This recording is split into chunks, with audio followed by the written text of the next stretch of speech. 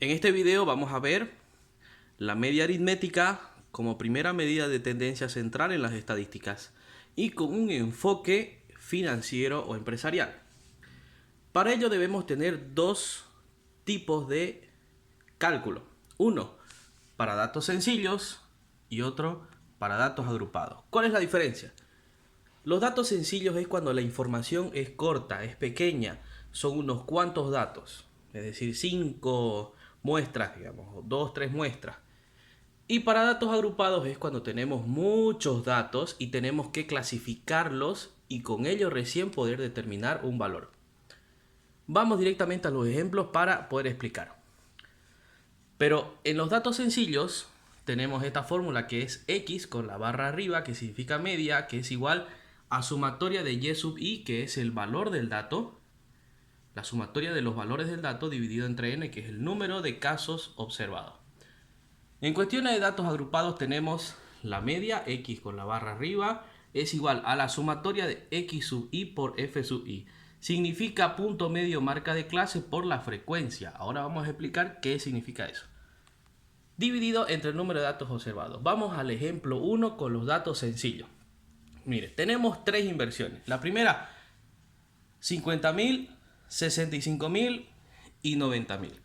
Sacar la media de los tres, o el promedio, la media aritmética, o el número esperado, esperanza matemática, como se llame, se utiliza la fórmula primera de datos sencillos, es decir, sumar todo y dividir entre el número de datos. Sumar los tres y dividir entre el número de datos, que es 3. Total nos da 68.333,33, la media de las inversiones. Entonces, eso es para datos sencillos. Vamos a los datos agrupados. ¿Qué pasaría si tenemos 27 datos o incluso más? En este caso lo vamos a hacer con 27 datos. Aquí lo estamos clasificando en 5 partes. N sub i significa número de intervalo, número de clasificación. Es 5, dice 1, 2, 3, 4, 5. Tenemos arriba también L sub i, L sub f, que dice límite inicial, límite final. Es decir, el primero de dónde a dónde corresponde, el segundo de dónde a dónde también, y así todos.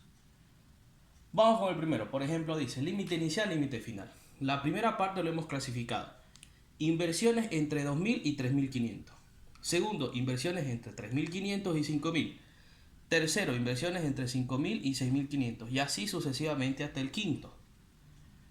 La siguiente columna nos indica x sub i, significa la media de estos dos. Es decir, la media entre 2.000 y 3.500 me sale 2.750. ¿Cómo calculamos eso? Con los datos sencillos. Entonces tenemos x sub i en la columna, la media de todos los datos que tenemos aquí. La media de 3.500 y 5.000, la media de 5.000 y 6.500 y así. La siguiente columna f sub i se llama frecuencia. ¿Cuántas veces se invirtió, por ejemplo, entre 2.000 y 3.500? ¿Cuántas veces se invirtió? 3. ¿Cuántas veces se invirtió entre 3.500 y 5.000? 5. Y así, en total 27 inversiones. La fórmula nos dice la sumatoria de la multiplicación de x sub i por f sub i, es decir, la marca de clase por la frecuencia. Aquí lo tengo. He multiplicado 2.750 por 3, 8.250 y así todos. Y al final lo sumé, 180.250. Entonces, los 180.250 dividido entre el número de datos observados, que es 27, me da una media de inversión de 6.675,93 para datos agrupados. Recapitulando un poco, los datos sencillos son pocos datos. Aquí hay un ejemplo, claro, lo vimos. Esta está la fórmula. Y para datos agrupados necesitamos clasificarlos.